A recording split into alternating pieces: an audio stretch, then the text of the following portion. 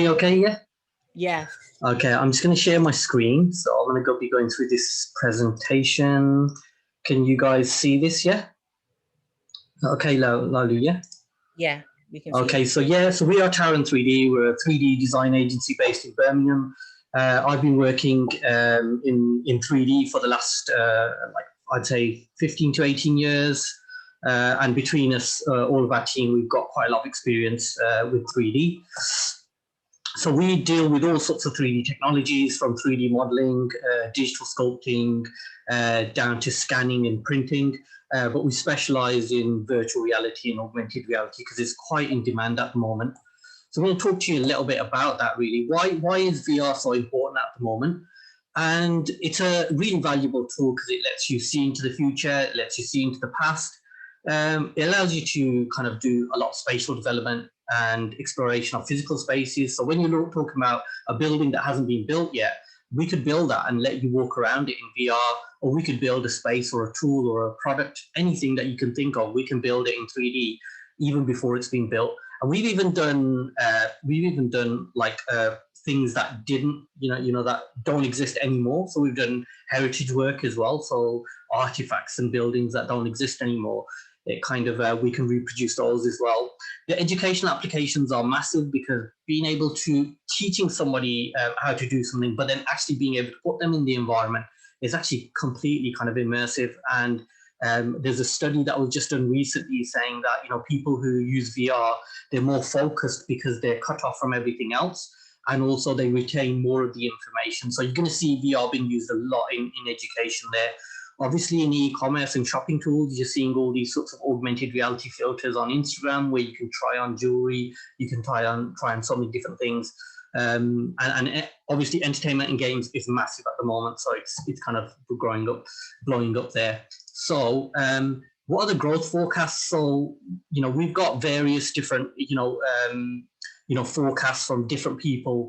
And for the UK especially, they're saying that 62.5 billion by 2030 will be the VR and AR market. And then these are some other valuations. I mean, they're pretty amazing valuations. And if you look at the current trends, it is actually kind of aiming towards these sorts of figures. So these industries are going to be massive. And if you think about automation, which is going to be knocking out a load of manual labor jobs, and jobs that can be automated, these types of jobs are going to be like part of the future. And this is reflective in the sales and market as well. So if you can look at 2019, which last year on Christmas, Oculus, which is one of the VR headset people, they sold 5 million of just software content, like of little games and things like that you can buy on there. If you think about apps on a mobile phone, they sold 5 million in one day. It gives you a really big idea of how massive this industry is going to be. It's also transforming a lot of businesses as well because it's allowing prototyping and design to happen faster. So if you imagine that somebody from America and somebody from America and somebody from the UK, before they used to have to travel all that way to work with each other, now they don't have to do that. They can pop on a VR headset, two people from different countries in one room, and be able to look at a design. And I'll show you an example of something that we did in that way. It also gives you more freedom and flexibility. So you could show somebody a plan of a house, but being able to walk around it is just a lot more powerful. If we look at, so people think of VR, they usually think of games, but actually if you look at the survey that we've got, that VR is actually being used in so many different industries. So you've got media and training, which are quite obvious, software development, education, games. But if you look at stuff like tourism, architecture, engineering, hardware, manufacturing, and that's really where we're aiming to kind of send you guys. We're currently on a business accelerator with the UK Space Agency. So we're hoping to push a lot of this sort of content and content creators down in that direction. So so don't just think it's all about games. There's all these lucrative positions in engineering, manufacturing, retail, defense, and even energy and electronics and stuff. Everyone's using VR in some way. Currently in the UK, this is the House of Commons report from the 2016-2017. The digital skills crisis at the moment. There's a massive skills gap in this country, and even in the immersive field, 97% of immersive companies say they are lacking appropriate skills. So what you're seeing is there's a massive demand at the moment for people who can prototype and do VR and AR, but there's very few people who can do it and who can teach it as well.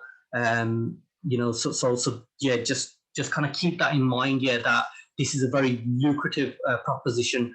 I don't have much more text. I know there's a bit of text heavy there, but I've got no more text for the rest of my presentation, which you'll be happy to hear. So who are Taran 3D? I'm just going to show you, actually, what I'm going to do is I'm just going to stop sharing. I'm going to reshare with sound as well, so you can hear the sound. So yeah, so I'm just going to play. This is our show reel. It's not completely finished yet, but it just gives you an idea of the type of work that we've done and we're doing at the moment.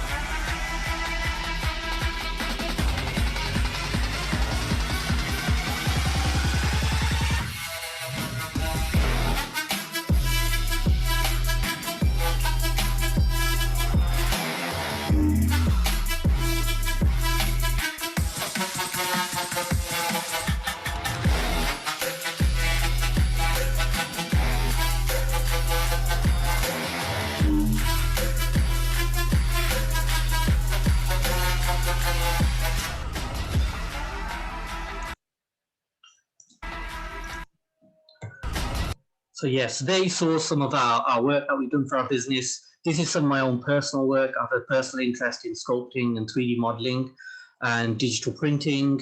I started off in the architectural industry doing 3D visualizations for interiors and architecture. I've got a personal interest in sculpting as well.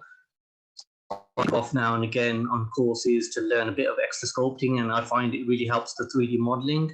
And I really like doing kind of like models of like old artifacts and kind of products and 3D printing stuff. It's really cool and interesting. I also, from my architectural experience, I went into doing VR when the first VR headsets came out in 2015. So you can imagine a VR is very young. I mean, the first VR headsets came out, the kind of new generation, 2015, and over the last 5-6 years, it's just changed rapidly every year. So me covering some of that. So this is just some architectural examples of virtual reality, being able to go into a room, being able to turn lights on and off, and be able to sort of test this sort of environment out. So we also do these sorts of technical animations showing how products work. And these also translate across to VR and AR and online as well. So being able to show how products work is really quite a valuable skill, because every kind of product manufacturer out there is trying to show people, what their product does. We also do a lot of like 3D modeling for VR, so getting models ready for VR. So we'll be able to help you sort of, if you've got an idea of, what it is that you want to create, then we can actually kind of help you in terms of getting you the assets that you need. So we'll be supporting you with that. We also work with museums quite a bit as well. So we go to a museum. This is the Victorian Albert Museum. We went and we photographed some of their artifacts, and we're able to put them onto touch screens. We're able to put them into VR headsets, and we are also, and this is augmented reality. So being able to put objects into people's environments using tags or using mobile phones is quite cool. And this is like another way of doing it is by using tablets as well. So this is all done in Unity, by the way. So I'm going to be showing you a little bit more about Unity. And we've also taken these around the country and basically kind of, introduced loads of young people at schools and colleges, and trying to get them interested in the technology, have aspirations to come into these fields and take jobs in these fields, because there's a massive lack of diversity in the immersive sector. We've also done projects like this where we've created training games. This is all working in a VR kind of environment, and you're able to come into it. And one of the crazy things we did here was we actually scanned in the CEO of the company, and we were able to sort of put him into the game, so you could actually interact with him as well. So we've also done stuff like this is running in VR as well. This is for a Canadian company, and we were able to kind of have a meeting with stakeholders in America and the UK, and Canada, and they were able to all at the same time view these trucks and the designs on these trucks. And this is the sort of stuff that you can do in VR, as well as doing games and other experiences as well. We also do a lot of teaching as well. We work very closely with colleges and local groups that are training young people. So we work alongside them. We take on apprentices, and we work on projects with them. This is one of our teaching sessions where we're teaching Unity. So you can see it's not just all coding. It's a lot of it is like visual kind of prototyping and putting things together. And we kind of teach programming kind of one line at a time. So we make it really digestible and easy. So this is actually teaching some kids. So we teach them how to make a game with sort of a couple of lines of code. So you'll see this is the code. So we do one line of code, we explain what it means, and then we put it into action. And this is how we'll be teaching you as well, like, just a few lines at a time, and then getting you to modify those lines. We also teach at the Steam House in Birmingham as well, which is a BSU's sort of innovation space. So what is VR being used for at the moment? If we have a look at what's going on at the moment, we've got like gaming, we've got it's being used in the space industry, like I mentioned, the UK Space Agency as well. It's being used heavily for training and simulations. The military are using training quite a bit as well. So yeah, the military are using VR for their training for their soldiers. It's a lot cheaper, more cost effective, and you can run different scenarios on it. It's also being used by Google Earth and places like this to be able to explore and teach in education. The medical field has actually really taken up VR quite heavily. So they're looking at training their doctors in sorts of virtual surgery, patient care, all these sorts of things, trauma, within, wartime scenarios and emergency situations, all these sorts of things. There's also loads of these meetings taking place now in VR. So especially during lockdown, this just kind of accelerated. Before it was sort of like only a few people doing it. And now we've got like companies actually fully having their meetings in VR. So you got stuff like this, which is basically a simulator for driving, where it's testing whether people were distracted or not. So think about that sort of experimentation you can do. You could test things, when people are driving, how distracted do they get by other things? So they make you drive a car in VR, and then they give you a couple of tasks to do to see how you get on. Schools and education, like we mentioned earlier, this is just going to be massive, because imagine teaching young people about a whale, and they're looking at a book, but imagine if they could see it in the middle of their room swimming. It's quite and really engages young people as well. They sort of love this sort of technology. And also used for like old people, used in mental health as well, to try and help people maybe take them out of their current situation, make them focus on something different. And we've just sent a couple of VR headsets out to a charity in Manchester who deal with adult survivors of child abuse, and they've been using it for their counsellors to see if it can help them sort of deal with a lot of the pressure that they are under. And also, we've got the tourism industry. They're using this for people to be able to come along and have a sort of have a kind of look around and get more interested in the environments and places that they're trying to get people to come in. We are also seeing it in museums as well. So the Science Museum did a space descent VR, and you're seeing galleries and museums using it. We're actually launching a gallery on Sunday, which is an online art gallery. And there's various different things. So they Museum of Finland used VR so that they could take a scene from one of their paintings and actually create it in 3D, so people can actually walk through the painting, which is pretty awesome. And yeah, just different sorts of experiences that you can take people through. So this used to be an art gallery, and this was at the Tate Modern where they used this, and it was like I think it was a 19th century sort of art space, somebody's sort of where the workshop, and you could actually walk around and hear things and look at things. So this kind of exploration is pretty awesome, yeah. And as you can imagine, a lot of the content out there, which is just aimed at a sort of very narrow group of people, which is why VR isn't kind of proliferating as much as it should be. But I'm pretty sure, like, even in this room, we've probably got loads of unique use cases and ideas and ways that you could use it.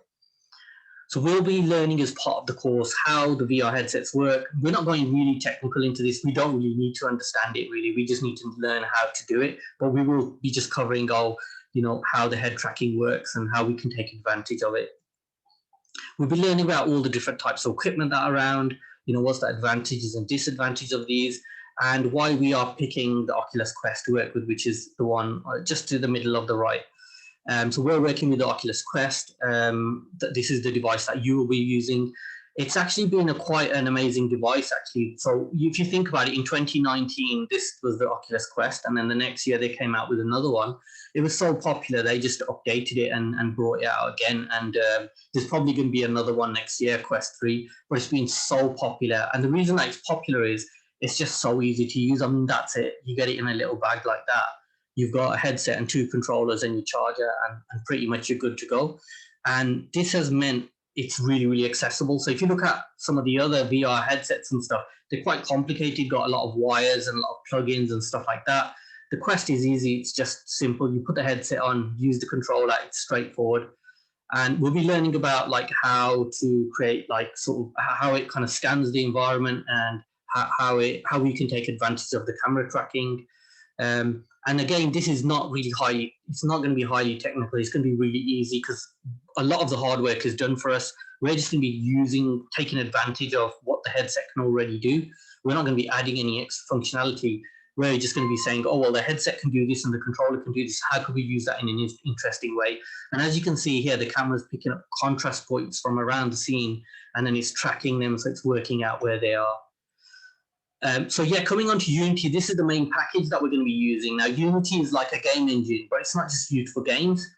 It's also used for like the transport industry. It's used for film and animation. It's used for architecture, and so many different industries are using it. It's basically just an interactive engine. It allows you to control when somebody presses something, that it does something in response. And so it means that you can kind of code in different functions that you want. Let's have a look at what Unity have done with VR. So this is their promo, and they're just giving you an example of the type of things you'd be able to do in Unity.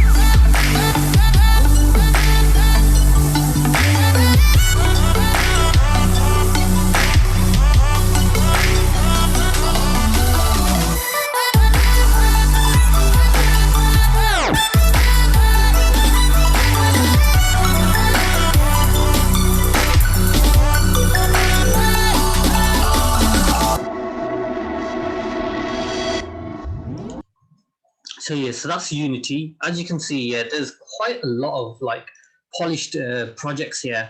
Now it's quite unlikely that with just yourself working on your own that you'd be able to produce stuff like this. So we're going to be aiming for prototyping really. So how can we prototype these and get them ready, and then pull in the extra resources from different places to be able to build the whole application. So what we're going to be doing is we're going to teach you how to use the framework, how to create the functionality, and how to put these together. And then we can start looking at, okay, how do we bring graphics into this? How do we bring sound into this? How do we bring other people into our project to help and support? And then you will be able to like bring all those different parts of the engine together, the sound, the visual, the light, the texture, and all that kind of thing, bring it in together to kind of make it work. So it may seem daunting, but actually, you know what, within a day or two, you can actually prototype an application and be able to show somebody a demonstration of what it is that you're trying to make. And a lot of the time, that is all you need to be able to kind of get funding for your project, or get stakeholders on board for your project, or show people what it is that you're trying to do. And one thing I would say with VR at the moment as well, it's not a technology game. Don't think it's in the hands of the people with the technology. It's not. Yeah, it's actually in the hands of the people with the ideas. And this is why we have a kind of unique advantage here. We all have unique experiences. We come from different backgrounds, and we have something. We have a new story to tell. We have new ideas. We have problems that the people who have made this technology have never even thought of yet. And so we can come in and we can make solutions for our own communities. And that's where, you know, I think this program has a really special opportunity for everyone. So as Lauli mentioned, the courses are going to be 16 weeks long. So this involves classroom teaching. So that's going to be 9 hours a week, which is quite intense, but you'll have a bit of a break in there as well. We will also have some independent learning with some videos and some worksheets as well for you. And we will also have like extra sessions on the Saturday. So we'll have a couple of hours on the Saturday, which will just be a drop-in session. So if anyone's like falling behind or unsure or stuck on something, then we can like give them support with that. And you will get one-to-one support, advice and guidance. And each of the lessons, you'll have one tutor and you'll have a support technician. So if somebody does have a problem, the technician can take you into a breakout room, and then they can deal with your problem and then bring you back in as well. Your one point of contact will be Suman Johal. She's actually in the meeting at the moment, and she'll probably say hello in a bit, hopefully. She'll be your main point in contact. So if you have any issues, anything like that, she will be the one to contact. And then she will be booking you some like one-to-one sessions with the trainers. So let's have a look through actually what we're going to be learning. So this is actually the curriculum that we're looking at. So we're looking at fundamentals of Unity, the game engine, understanding VR headsets, and then we'll be going into materials and lighting to make your environments look nice.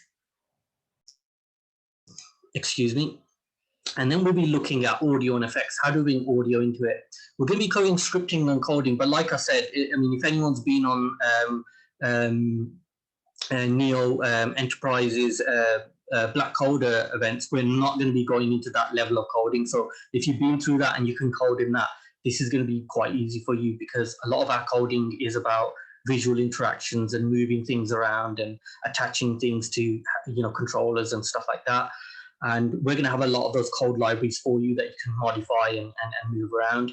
And then I'm hoping that some of you with a bit more coding experience will be able to script some of your own interactions as well. We're going to be looking at user interfaces. That's like adding titling, adding text, adding kind of graphic feedback to your applications. We're going to be looking at cameras and animation, how we can use those to sequence things.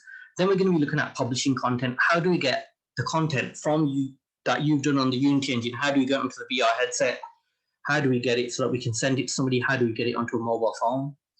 And then we'll be looking at, we'll be doing a unit of Blender as well. So Blender is a free 3D software that allows you to model and create 3D models. So while we're working in the game engine, we can't actually make models in there, but you can create sort of prototyping and environments. But a lot of the other work will be done in Blender. So we're going to touch on Blender, so you've got an idea of how those models are made and how you can bring them in and how you can use them. So you're going to be learning how to import content from there.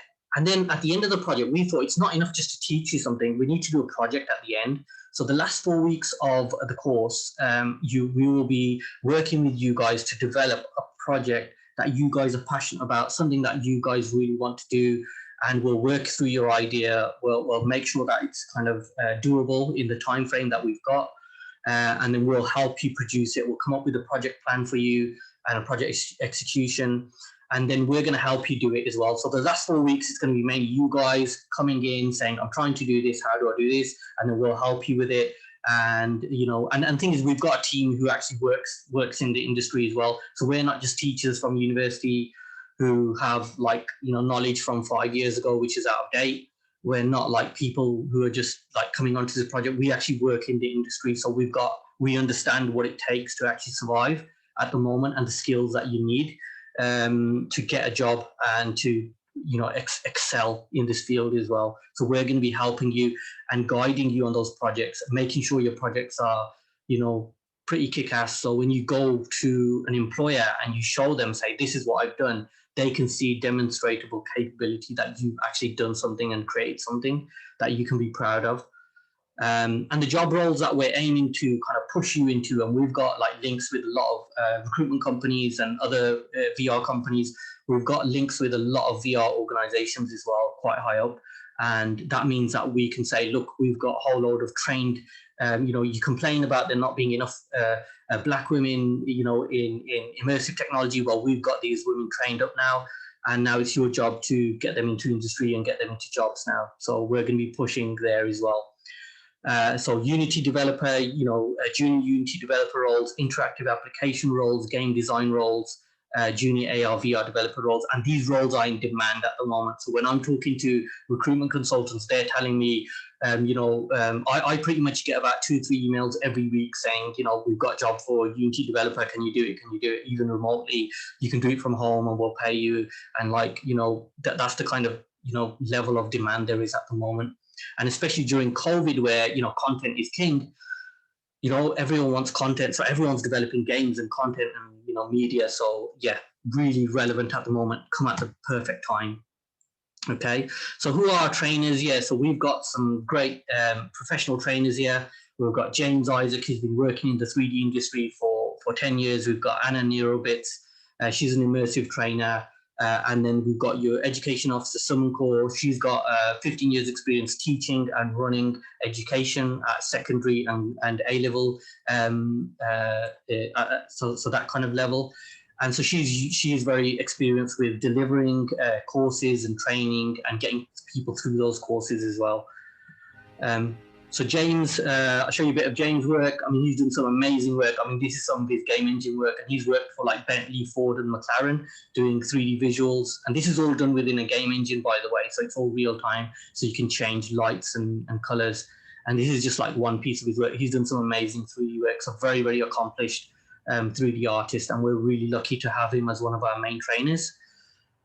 The other trainer that we've got is Anna Neurobits, and she is quite a accomplished Unity person, Unity user. She's actually got her app published to the App Store just recently, a few weeks ago. So she's created a VR application. It was funded by the Arts Council, and she created this kind of immersive experience about an alien coming to Earth and kind of having this conversation with humans. So when it comes to you guys, you created an app and you want to get it published onto an app store, she's the person for that. And she's got a lot of experience with sort of motion capture and getting sort of characters moving. And so she's really great with that sort of stuff. So she's another one of our trainers. And also we've got Sumon Joel, who's our education officer. So she'll be supporting you and helping you, making sure tutors are on time and you've got all the resources that you need. So, you won't be left behind, or, you won't ever be kind of in a position where you don't know what's going on. I was going to say, I can just introduce myself now, Tara. I just think it's a good time to. So just like with any new course that we take on, it can be quite daunting, but there's always going to be a kind of point of contact that you should have. So that will be me as the educational officer. If you've got any issues or any kind of questions to do with any part of the course, any of the units, you can email me directly and I'll make sure I'll get the right tutor or technical staff to help you with whatever's going on. What we really want you to feel is that you're not alone.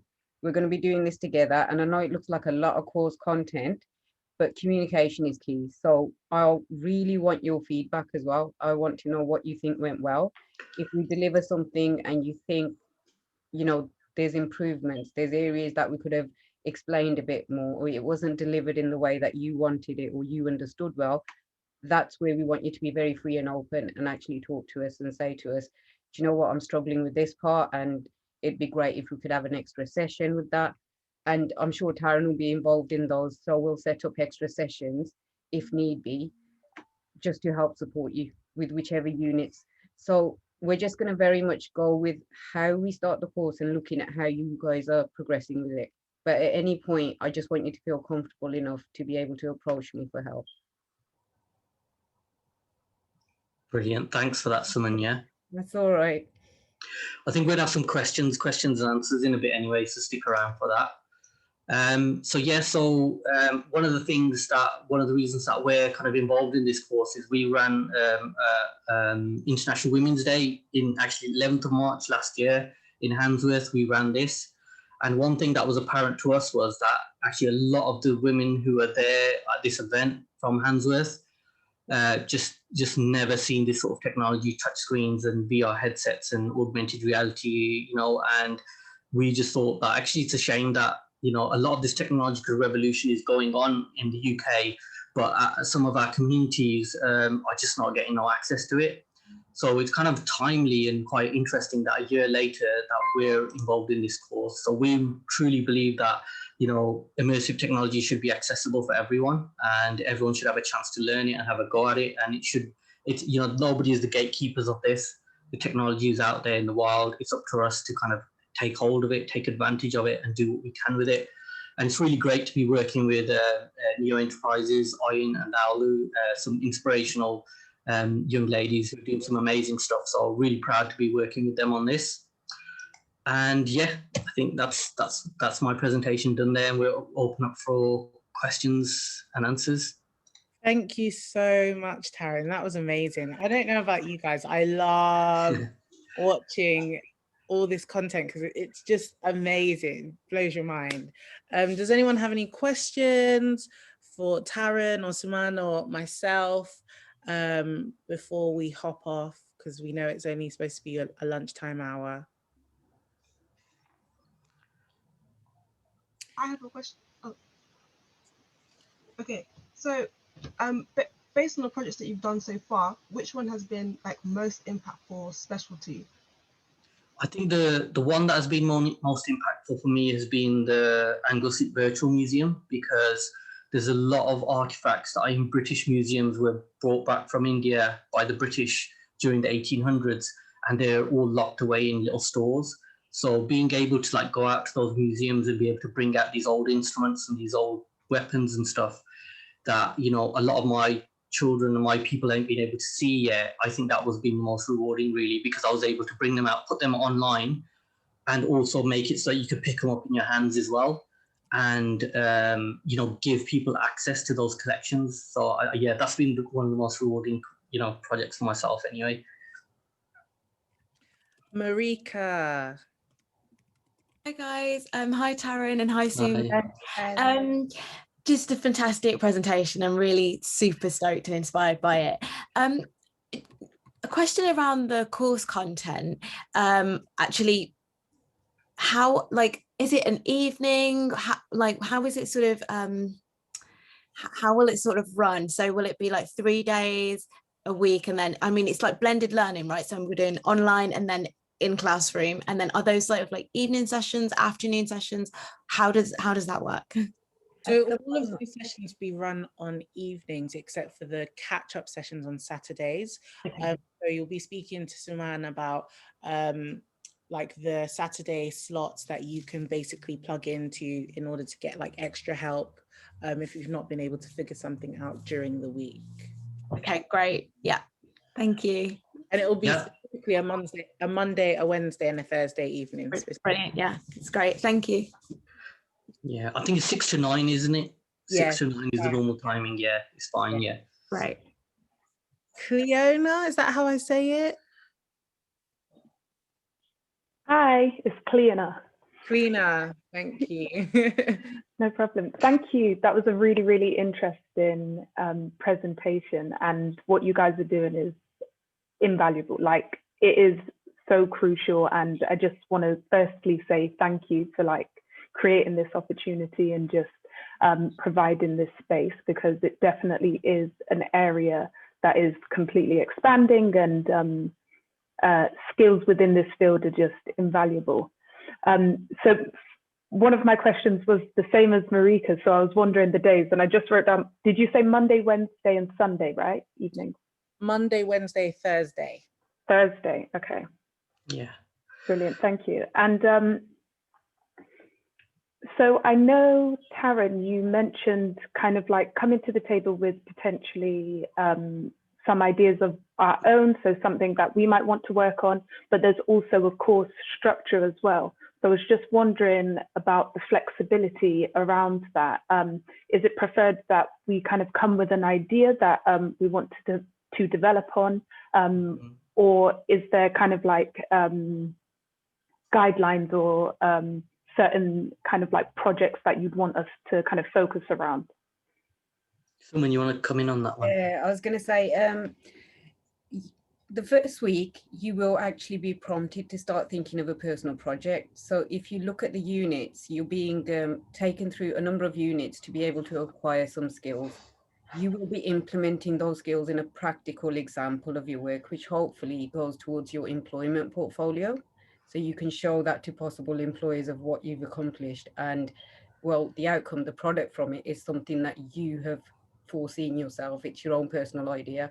So from week one, we would get you to start actually thinking everything you're learning on this course, how do you see that working in the field that you're interested in? Would you like it to be something to do with health, something to do with beauty, something to do with science, medicine? That's why Taryn was showing so many examples of different industries. But from week one, it's good to start thinking of how you want to use this technology. Because in the last 4 weeks, when we will be helping you plan your actual personal project, then to create it, and then to present it, that's what we want to leave you with, is an actual practical portfolio of work that you can then use to help yourself get jobs, as well as, you know, the input that we can give you from any of the contacts that we've got. Yeah. So yeah, like you said, the first like 12 weeks are quite structured, and then we really encourage, because I think that I find that when you're doing something that you're really passionate about or interested in, you kind of naturally accelerate anyway. So I've always done this the way that I learn. So I haven't got any GCSEs. Yeah, I didn't really do that well at school. I kind of just started working when I was 16 and stuff, and I got a master's later on in life. Yeah, but that was just because of experience. But I pretty much learned by just playing around and messing about with stuff at home and just doing stuff that I was interested in. And so I think that's going to be a big part of it. And I think another part of it, obviously myself and James, we've been in the industry quite a long time. And I think we've had these conversations for a while, actually, because, you know, obviously, you know, we're you know, he's a black guy, I'm an Indian guy with a turban, and it's kind of like we're going into the industry and the experiences that we've had, and, you know, out there, and seeing how, you know, there's a massive lack of diversity out there. So, I mean, this is why this is so exciting to both of us, really. We're both really excited about it, because really within like the next 6 months to a year, yeah, we could pretty much change the whole, you know, UK immersive sort of, you know, industry, like in one go, like, and so it's just, you know, really, him and myself, we're really kind of chuffed to be able to do this, yeah. I was just going to say, regarding the course and like your personal project, if you know that you're interested and you're definitely going to be signing up, it's something you can start thinking about now. And don't feel you're left to yourself. This is where communication is really going to matter. So if you have an idea, you can email me about it. I'll get in touch with the tutors. I'll talk to Taryn and say, is this conceivable? Is this something good that will be relevant for industry? So we don't want you to create something that wouldn't be relevant or wouldn't be kind of recognized for the skills that you're going to learn. We will help you and guide you with that personal project. So just like Taryn said, you make the most impact. When you leave this course, that portfolio, that project in your kind of creative portfolio makes that impact and shows people, wow, this is what they can do. I think there's a question about people outside of the West Midlands. Laulu, I think there's a question for you, guys. I didn't see. Yeah, for those who can't apply for the course location. Yes. Is there any online training they can do, Taryn? Yeah, I think that if you look at the Unity website, they've got some online training there, and you could definitely kind of download the software. It's free. It's free for, you know, as long as you don't earn over £100,000, then, you know, it's okay to download for free and use for free, which is brilliant. So you can actually download it, and they have some really good kind of online tutorials that you could actually get started with. And, you know, I'm pretty sure that, you know, Laulu and Ian are going to take over the whole of the UK anyway soon. So there'll be free courses everywhere. Yeah, I've got no doubt. So yeah, definitely. I mean, yeah, you can get started and start getting interested. And even if you know, if you can get hold of a VR headset, I mean, the prices are coming down now, because if you think about it, the Quest 2 headset is out at the moment. It's £300, but you can actually pick up the Quest 1 headset secondhand now for about £150 to £200. So I've been, like, you know, buying up a few of them as well, because they still do the same sort of job, and you can kind of get sort of you still get the same sort of experience. And I think we're also going to be exploring. We're not just going to be creating stuff on it. We're going to be looking at the existing stuff on there as well. So while you've got your headsets, you'll be able to start sort of experimenting with other apps as well, like doing a bit of artwork and design work in VR. And it's about orienting you and getting you used to it as well. And I think that's going to be a lot of fun as well, because I think the more knowledge you have of the whole kind of platform, I mean, you're already ready. I mean, I know somebody who works for a charity in London, and you know, she just bought a VR headset, used it for a couple of weeks, went into work and said, you know what, I think that we could use this for, you know, some of our counsellors. And, you know, it was just like, you know, straight away there, she made the business case. They tested it for 2 weeks, and now they're buying 3 VR headsets, and she's the person in charge of that now, like, you know what I mean? So she's created sort of like a opportunity for herself just by understanding that technology. And you'll find, especially with the augmented reality as well, that we're going to be touching on that a little bit, because it's all made within the same platform, you see. So once you can do some VR stuff, you do about another day or two's worth of training, you can do some AR stuff as well. And that is really powerful at the moment. I mean, if you've seen the Commonwealth Games at the moment, the polls with Perry, I mean, it's been really popular and stuff, hasn't it? Yeah. So, like, it's a really good way to engage people, Instagram filters and stuff like that. So we'll touch on those type of things. But I think that I'm going to be listening out from the people on the course, like, what kind of things are you guys interested in? And then so we can start getting things ready for you, start, you know, making sure that the support is there. And the other thing is, I don't want anyone to be left behind as well. So that's why that Saturday session is really kind of for anyone who's like missed. Because look, I know what it's like, when you got family, got kids. It's like I'll be teaching, sometimes my kids are running like at it, screaming, saying so you know, one of the other kids hit them or whatever, and you know, it's sorry. Yeah, so you know, stuff happens in your life, innit? And you know what? It's difficult to learn and be working and doing other things and family. And you know, we've got like parents as well, elderly parents to look after as well. So I kind of understand that it's there. So we're going to be trying to be like as flexible and helpful as possible. So where anyone, you know, falls a bit behind, we're there to kind of support, you know, and I'll personally be around as well to help as well. That's so true. Caramel, you've got a question? I do. Good afternoon. Thank you ever so much. I apologize. My camera doesn't want to turn on for whatever reason, but I'll make it quick because you kind of answered the question. I come from Birmingham, or I lived in Birmingham most of my life, but I now live in London. This experience is amazing. You're blowing my mind. I'm so excited right now. But my barrier is, obviously, I'm from London. I am looking to make it work. if I could be accepted on the course, but who do I speak to work out the finer details? Because you've explained everything. It's what's needed. I have an idea. And yeah, I'm ready like now to get involved. So yeah, who do I speak to? You can speak to myself. I'll put my email in the chat actually. But Oyen did mention this last time. I'm not sure if you're able to make it. So basically you need to have not a Birmingham, but an address within the West Midlands. So I'll stay somewhere. Friends, family, I'll stay. Yeah, no, definitely. I absolutely love that. So yeah, shoot me an email. I've popped it in. Will do. Thank you ever so much, and great presentation. Thanks. That's cool. I've got a question for some of you guys actually. What is it that you are more like? You've seen the course and you're interested in stuff like that, but what is it that you're most worried about? What worries you the most about coming on the course? I think one of the things that concerns me a bit, like I've got coding skills in Python, but not in any other language. So what is the main language that you use? Is it Java? Or? It's the main language is C#, yeah. But if you've done Python or JavaScript or anything like that, it's very, very similar. Okay. But if you can do Python, you won't have a problem with this stuff, yeah. Cool. So a concern, it's a bit of a concern I have. So I'm currently doing a PhD. So I'm using Unity at the moment to develop experiments in VR and then use it in conjunction with EEG, which is basically measures electrophysiological data on the scalp. So I've got some basic skills, but I had to put it down because of the pandemic and we couldn't have people in person. So I suppose I'm worried about the, like I'm doing the PhD and then I've got my hand in other pots as well, and then also doing this.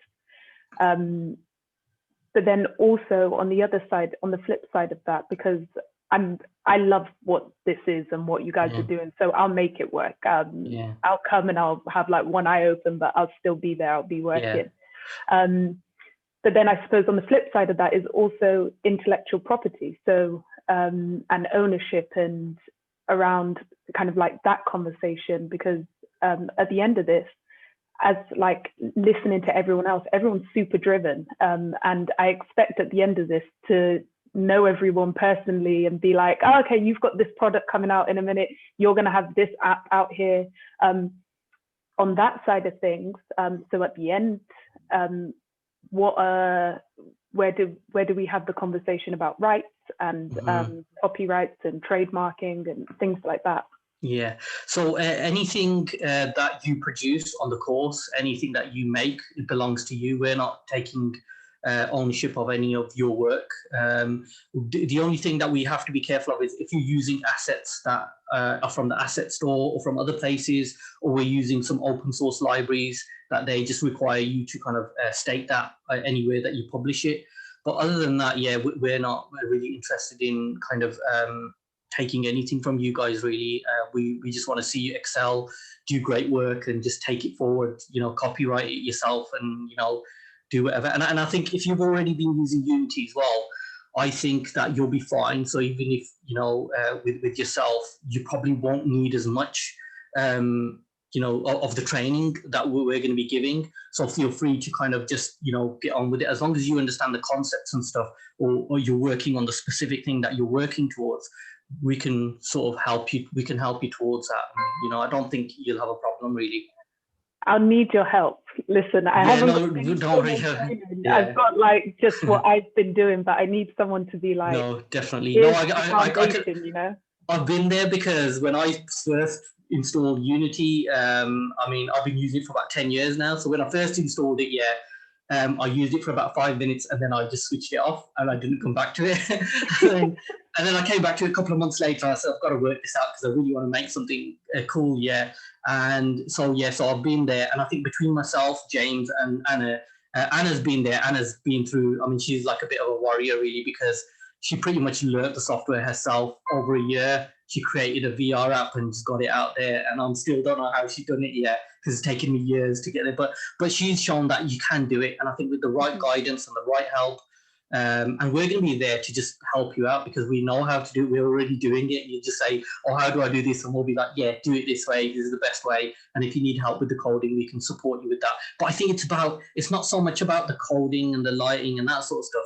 Really what's special is the ideas that you've got, the special thing that you're doing in your PhD. And I think that's what it's really about. VR, too much of what I've seen in the industry, and I complain about this a lot, is that VR has become too much about, oh, this headset and it's a VR technology and this, and, you know, Facebook and them guys and whatever. Really, nobody really cares yet, like, in it. Nobody really cares, like, in it. What we want is, how is it relevant to me, like, in it? How can I use it? So when I came across it, and I thought, well, actually, you know, there's a piece of armor that, you know, very, very important to, like, my ancestors and my children, that, you know, I want them to be able to see it. The fact that I was able to model it up and show it to them and show it to my kids, and they can hold it in their hands, to me was just like, and a lot of people in my community saw the value in that, and we were able to get like funding for that project, and was able to work on it for 2 years, which was awesome. And I'm hoping that, you know, the same sort of thing happens here as well, because we try and find like-minded people who are trying to do similar things and like just help them do stuff in it. And you know, it's gonna be really cool. I'm really looking forward to it. I'm really excited. I'm more excited than you guys, actually. Because exactly. I really do love this stuff. I love creating, you know, these applications. I love doing a lot of the, you know, the coding and creating things. And what I love is when you actually show it to somebody and they experience it, like, in it. You know, like, and, you know, I remember just taking it to my mom and dad, like, they're quite elderly, and they put it on and they're able to, it's like, they have no comprehension of this sort of technology, but seeing the look on their face and just seeing them see it, and, you know, it was just really cool. And so I'm hoping that there's going to be all these sorts of amazing sorts of videos. And, you know, in about, you know, a couple of months' time, when we finish this, there's going to be like videos, like you know, the promo that we did, have you seen the promo that we put out? Yeah. You know how hard it was to find, like, you know, VR video clips of black women with VR headsets and doing VR stuff. It was so hard. Like, it took me, I was scouring, and there's a handful, but we just made the most of what we had. But I'm hoping, like, in a couple of months we'll have like loads of videos of, like, you know, all over the place, you know, showing black women doing amazing stuff with VR and AR and stuff like that. It'll be quite inspirational, actually. That is what we're most excited for, because when it's present in content, then people can see people like themselves, and they're more curious about how to do that, how to get into that, and it's really important, isn't it? For you, Kemi, I think so. With the boot camp being in person and remote, it's very kind of techie right now because of COVID guidelines and things like that. We would probably finalize that beginning of April, because certain venues want to know exactly how many hours we'll be putting in, and like safety measures and things like that. So we would be letting you guys, those of you that are applying, we would let you guys know early April. But as of right now, we know that it will be physical, because we want you guys to have the practical demonstrations. It's so important for what you're going to be doing. Yeah.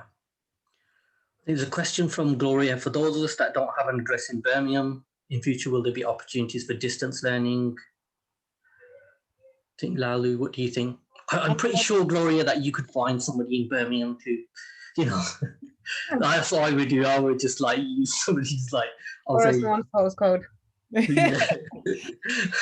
I'm pretty sure you could find someone who knows someone who's got somebody who, you know, but I didn't say that. I didn't tell you that. You didn't say it. Yeah, again, Gloria, email us. We are working, because this year, because it's funded by West Midlands Combined Authority, and that agenda is mainly making sure that Black women within the West Midlands are empowered with these skills. So we do want to expand it, and we will be, but this year it's for people within the West Midlands, and you would have to have proof of a postcode within the West Midlands, even if you are joining virtually.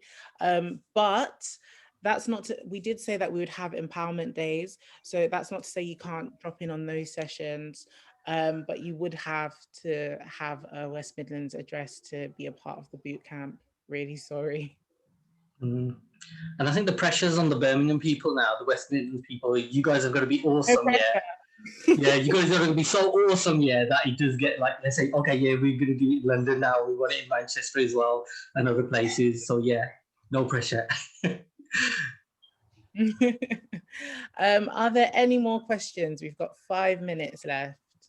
I think there's a question, how much of the bootcamp is remote or in person? And I think mostly it's going to be remote, isn't it? Yeah, because of COVID and that. Talking about earlier on. So we would confirm what sessions would be physical, but COVID, most likely, mostly virtual, but then we will be having some physical sessions because I know Taryn can't wait to like demonstrate these things, and that's going to be exciting. So we'll be confirming that April. Someone asked if you can be in multiple boot camps at the same time. Yes, I was going to say, it's all down to you, really, because if you have time for other boot camps, do it. As long as I'll only ask you is that you're able to commit to the 16 weeks that you signed up for and said that you would complete, because as much as it's free for you guys, someone else is paying for it, and we want to make sure that people are getting the full outcomes from the beginning to the end. So if you can do it, do it. Yeah. I wouldn't recommend doing 2 though. Yeah. I just about manage 1, or to be fair. It's an intense course. It is an intense course. Well, is the video being recorded? Yes, it is. Sophia, it is. Maybe Kleina could, because she's doing a PhD. Maybe she wants to do another boot camp on the side. No, I think you got enough on your plate, haven't you? Oh, somebody's asked, I mean, this is all about kind of in the future, according to COVID, but the in-person sessions, they're just asking what venue. Most likely central Birmingham, okay.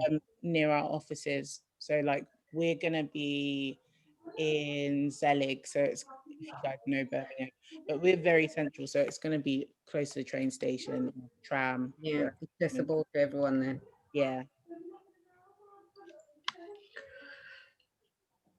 And Taryn, you mentioned about like audio. What program do you use for that? So pretty much all the audio is going to be within Unity. So yeah, so it's about basically putting audio feedback and audio tracks in the background and then triggering the audio. But you don't actually produce any of the audio in Unity, but you would probably do that externally. But we're going to show you how to bring the audio in, how to attach it to different locations, attach it to buttons, how to do background music, how to do sound, which is sort of in 3D space. So as you get close to it, then it gets loud. Yeah, I'm really interested in that. Oh, you're frozen. You've frozen on me. Oh no. Oh. Louder, and then as you get further away from it, so You just Karen, you did freeze a little bit on me, so I just sorry. Yeah. Did you get the end of that? Just about. Yeah, I think it's my internet connection. But yeah, I was just saying, you would just show you how to do like spatial audio as well. So in VR, because obviously you're in a 3D space, if you've got like a fireplace, we can make so as you get close to the fireplace, it gets like louder. Because actually sound is really important in VR because we're trying to make you like immersed in the whole environment. So you got the visual, yeah, but the sound is actually like kind of 40% of the experience. So if the sound isn't great, yeah, you're kind of like, you know, or there's silence, you know, even the little crickets in the background kind of give you the feeling that you're in a sort of space, and the background sound and stuff like that. So we'll be covering that. It's really pretty cool. A lot of it is modular as well. One thing I like about the Unity engine is it's sort of kind of like you're plugging things in rather than having to kind of program everything. Yeah. They've kind of like made all the components for you. So it's like you just grab a sound component and you put it somewhere and then you attach a sound to it. And so that's what we're going to be getting you guys used to, is like prototyping something and putting it together. So I know how to run sound now, so I can put sound wherever I want. I can trigger it. I can put like, you know, and then we look at materials, and then we can look at like effects, and then we can look at sort of movement and characters. And really it's up to you how far you want to take it.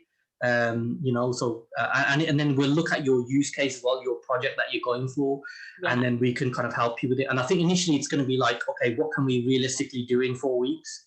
But you're going to already have a lot of the components already made. So the last 4 weeks are going to be like, oh, I'm going to take this from there, this from there, this from there. And then you can just say, oh, well, I need some of this, models of this. I need a car model. I need this. And then we could kind of source those for you. Oh, I see. Okay. Yeah, that's great. So you're kind of like going to be more like the director of the, you're learning to be a director of this, like, and it's, you're going to kind of put things together. You might have a sequence that you want to put together. So rather than like being some sort of like the engineer who's creating the thing, you're going to be like just saying, okay, yeah, you do this, you do that, this part does this, and then, you know, you can kind of create like an experience. And that's what we call it, VR experiences, rather than, you know, because you can put somebody into there. And I think Ian mentioned this as well, because I know you does that you do the hairdressing stuff as well. And I was saying, yeah, if you've got somebody in there who's really interested in that, we could make a VR sort of hair simulator, or, you know, doing, you know, the tasks the same way that we would with a cooking app. So you could do a cooking app, or you could do like a car fixing app. So if you're going through the engine and you've got different spanners and stuff, and, you know, or it could be like a space rocket that you're kind of working on and stuff like that, you know, could be really cool. Amazing. Yeah, and it would be really cool as well if like some of you guys who are on the course could actually kind of come along and start teaching it as well. Wow. Yeah, so there's going to be some like really cool opportunities after this. Thanks, Taryn. It's been is that cool? Yeah. Yeah, awesome. Thank you. So exciting. So the course will be starting in May. 5th of May, I believe. So applications close on the 9th of April, which is next week. So you need to get a move on if you've not applied. But yes, it's the end of our lunchtime taster session. But thank you so much for coming along. If you would like to apply and you haven't yet applied, here is the link. I'm going to drop it in the group chat for you. You can just go to this bit.ly link and it will take you there.